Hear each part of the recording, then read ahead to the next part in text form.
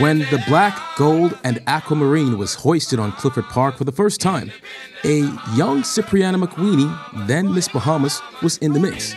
She describes the Bahamas in 1973 as a wonderful place where there was a feeling of pride and joy in the country.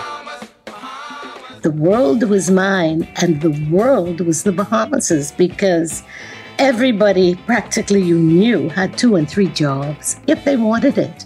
And people were hopeful, and they worked towards whatever they wanted. And for me, most of the people I knew, they did it. They did it. It was a glorious time.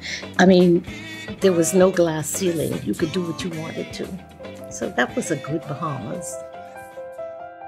But her destiny of becoming Miss Bahamas almost didn't happen. One of my friends, and in fact this was another Miss Bahamas, Leonora Rogers McCartney, who ended up being my sister-in-law. She said, listen, Flamingo Airlines is in trouble, and we want you to be our representative in Miss Bahamas. I said, I'm almost engaged. I'm getting married next year, so no. I have absolutely no interest. She said, please, just do it this once. You might win, you might not win, but anyway, we need a representative. We're going to buy all your clothes. We're going to furnish you with everything you need. So just do it for fun. Do it for me. And the rest was history. The then 19-year-old entered the competition and not long after would become Miss Bahamas.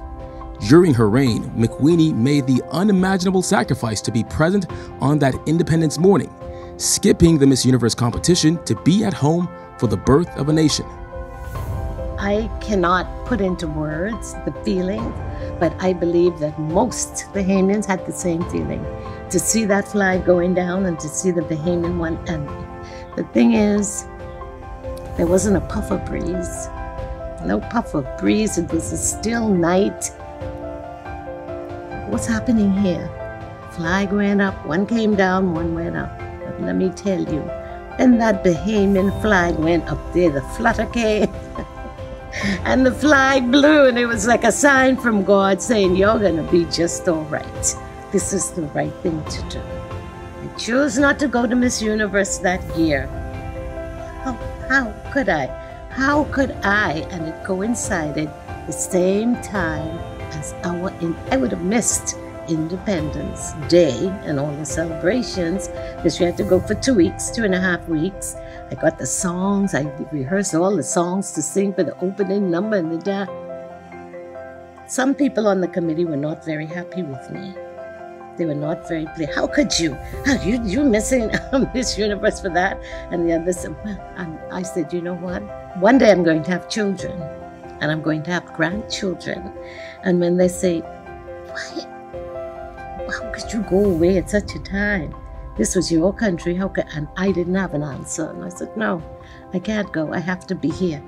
And today, 50 years later, I talk to my grandchildren. I have 2 girls, 2 boys. I talk to them about it. I talk to my children. I have 2 girls and my son. I talk to them about it, and it's like, why was there any, what was there to think about? You were here for independence, and I know all my life I've done the right thing. For McWeeney, pageantry was life-changing. It became more than just about winning, but the experience. And now, 50 years later, she still encourages young women to give it a try, if just for the lessons learned. For my year, for my pageant, it was wonderful.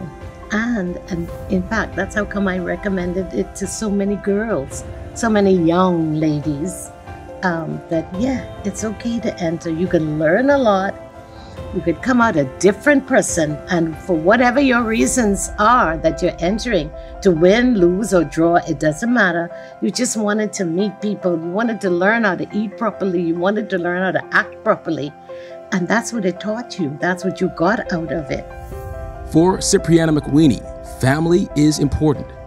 And as the Bahamas celebrates its 50th year of independence, McWeeney dreams of a Bahamas where Bahamians celebrate not only the country, but themselves. For her, this moment is special. I am so proud to be the 50th year anniversary after 1973 Miss Bahamas. I never dreamed it.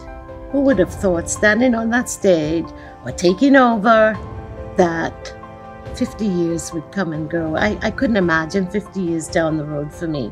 But it's here, and I'm here, and I'm very proud, and I'm very happy.